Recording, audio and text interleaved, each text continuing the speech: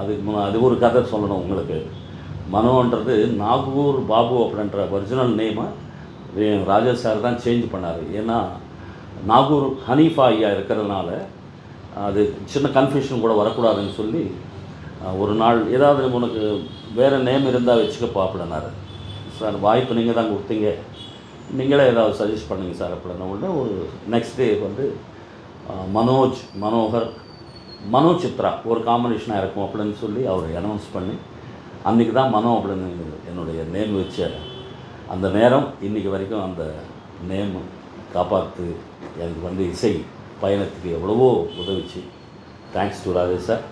So GK Venkatesh சார்கிட்ட வந்த உடனே இன்றைக்கி யாருக்கு பாடியிருக்க தெரியுமா அப்படின்னாரு. தெரியாது சார். சரி, அந்த பேமெண்ட் எனக்கு நீ கொடுத்தா நான் சொல்லுவேன் அப்படின்னாரு. சார் எதுக்கு கேட்குறாரு பேமெண்ட்டு தெரியலையே, ஒரு எக்ஸைட்மெண்ட் இருந்தது யாருக்கு பாடியிருக்கேன் அப்படின்னு சொல்லி.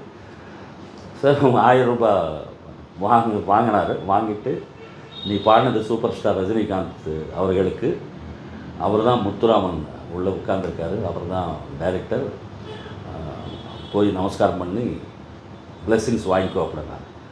இருக்கிற 100 ரூபா கூட எடுத்து அந்த கன்வீனியன்ஸ் காசு கூட அவர் கையில் கொடுத்துட்டு, சார் உங்களுக்கு கேஜி ஸ்வீட்ஸ் நான் வாங்கி வந்து கொடுக்குறேன் சார், எல்லோரும் ரஜினி சார் ஃபேன்ஸ் தானே நம்ம எல்லோரும், ஸோ அவருக்கே நான் பாடியிருக்கேன் அப்படின்ற ஒரு எக்ஸைட்மெண்ட், ரொம்ப சந்தோஷப்பட்டேன் அந்த நேரத்தில்.